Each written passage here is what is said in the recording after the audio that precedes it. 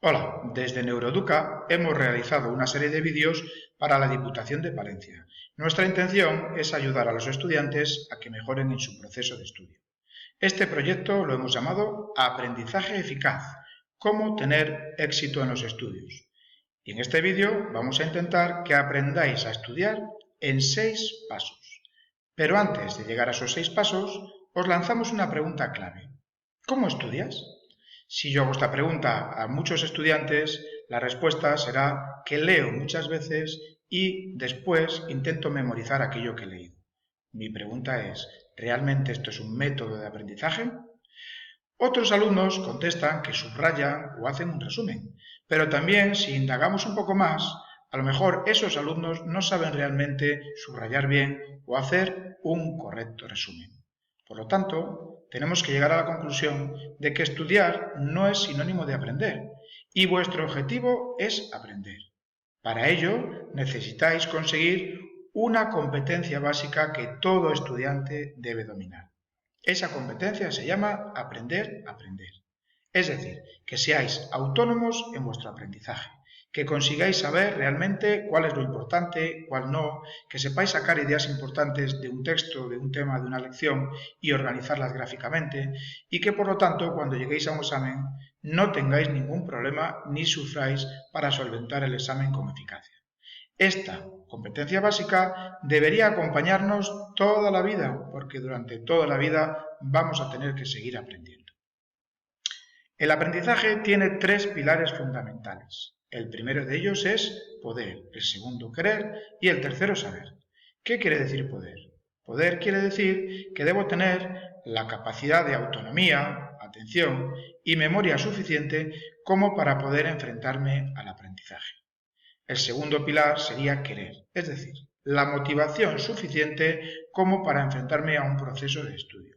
Como estudiante debo tener claro que tengo unas metas, unas expectativas y me tengo que automotivar para conseguir los mejores resultados. El tercer pilar sería saber, es decir, que tengo unas estrategias eficaces con las que consigo el mejor rendimiento en mi proceso de estudio. Cuando vais a vuestro lugar de estudio, lleváis la mochila cargada pues con los libros, con vuestro ordenador, con los cuadernos, los bolígrafos, pero mi pregunta es si realmente también vais cargados con estrategias de aprendizaje, porque no solo por llevar los libros vamos a conseguir aprender, sino si domino y controlo una serie de estrategias de aprendizaje. Fijaros en la siguiente diapositiva en la cual aparecen algunas de las estrategias más conocidas. Estas 12 estrategias son de uso común entre los estudiantes, pero muchos de vosotros ni siquiera las conocéis o las utilizáis de manera incorrecta. Un estudiante que no controle, no domine al menos estas 12 estrategias, posiblemente su rendimiento sea más bajo del que debería ser. Así que os animo a que a partir de ahora os montéis estas estrategias en una caja de herramientas, una caja de estrategias que os ayude a conseguir aprender de la manera más eficaz posible. A continuación paso a detallaros cada una de esas estrategias. La primera sería la lectura. Sin una correcta lectura comprensiva, un estudiante no puede avanzar.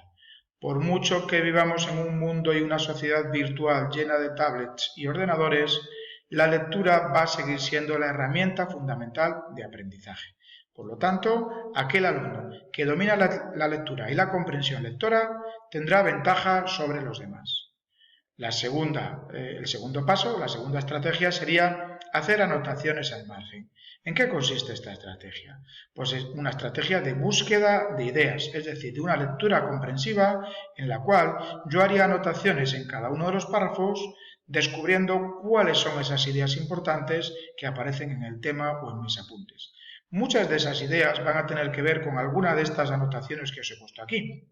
La palabra definición, localización, cuándo ocurre, qué características, qué función tiene, son algunas de las palabras clave que podéis utilizar cuando realizáis anotaciones al margen. Una vez que hemos hecho anotaciones al margen, pasaríamos al subrayado. Subrayar es destacar lo importante, pero solo después de pensar, solo después de haber realizado el paso anterior de búsqueda de ideas importantes. Siempre hay que subrayar, pero después de haber hecho las anotaciones al margen. A continuación, pasaríamos al cuarto paso en nuestro proceso de estudio, que sería organizar la información, es decir, utilizar organizadores gráficos de esa información que ya hemos obtenido. A través de los esquemas. Este esquema que pongo aquí es un esquema tradicional de llaves, que tiene sus ventajas, como por ejemplo que la información viene muy bien colocada y organizada de izquierda a derecha, pero tiene su desventaja y es que va gastando mucho del papel que yo necesito. Por lo tanto, me queda muy poco espacio para las ideas secundarias o para los detalles. ¿Cómo podemos mejorar esta presentación? Pues haciendo un esquema que sea en una situación de arriba hacia abajo. De esta manera, físicamente aprovechamos más el papel y podemos obtener y colocar más información en nuestros esquemas. Una tercera forma de organizar la información podrían ser los mapas conceptuales. La diferencia entre un mapa conceptual y un esquema es que hay distintos niveles de organización de la información. Y además también puedo utilizar palabras, conectores, para unir una información con la otra. La cuarta idea para colocar información de manera organizada serían los mapas mentales. En un mapa mental coloco la palabra o el objeto que yo quiero destacar en el centro y todas las ideas principales y secundarias alrededor de él.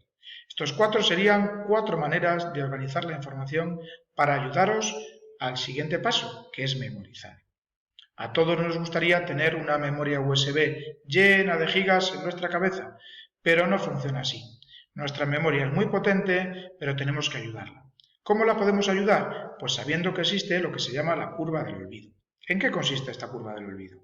Consiste en que si yo no hago repasos frecuentes, la información se va perdiendo. Por lo tanto, mi misión como estudiante es realizar repasos frecuentes para que, como veis, cada día que pasa la información se vaya perdiendo menos. Por lo tanto, cuando me enfrento al examen, tengo esa memoria plena con todos los datos que necesito para conseguir un rendimiento satisfactorio después de todas las horas de trabajo que he realizado. También para memorizar nos puede ayudar el utilizar tarjetas de vocabulario, tarjetas como esas que aparecen en la diapositiva, en las cuales yo puedo poner la palabra o concepto que quiero aprender y por detrás pongo su definición. De tal manera voy completando todas las palabras de vocabulario que necesito y utilizaré tantas tarjetas como sean necesarias. Otra forma para aprender es grabar mis temas o lecciones y decírmelas y escucharlas en voz alta. Esto ayuda a que en el cerebro entre la información no solo de manera visual, sino también de forma auditiva. Ayuda mucho, también con los teléfonos móviles, el poder hacer esta estrategia. Y la última de las estrategias para memorizar está claro que es utilizar todos esos esquemas, mapas mentales o mapas conceptuales que hemos dicho con anterioridad. El último de los pasos para poder hacer un estudio eficaz sería el simulacro de examen. ¿En qué consiste esto? En que nos preparemos para la situación de examen de la manera más adecuada. El que hagamos exámenes similares a los que el profesor o profesora nos va a poner el día al que tengamos ese examen. Puede ser un examen relacionado con historia en el que yo sepa que las preguntas van a ser tipo test o tipo tema. Puede ser un examen de inglés en el que yo sé que va a haber 3 partes o 4 partes diferenciadas. Puede ser un examen de biología en el que yo sé que va a haber una parte práctica. Por lo tanto, tengo que preparar cada examen de manera distinta y hacer simulacros para que cuando llegue el momento de la verdad, yo no tenga miedo a enfrentarme a cualquier tipo de examen. Al final, os vuelvo a pasar cuáles son esos 6 pasos para aprender. Les repasamos. Primero, la lectura. Segundo, anotaciones al margen. Tercero, subrayado. Cuarto, organizar la información en esquemas o procesos de organización visual. Quinto, memorizar. Y sexto, realizar simulacros de examen para llegar a un proceso de estudio eficaz.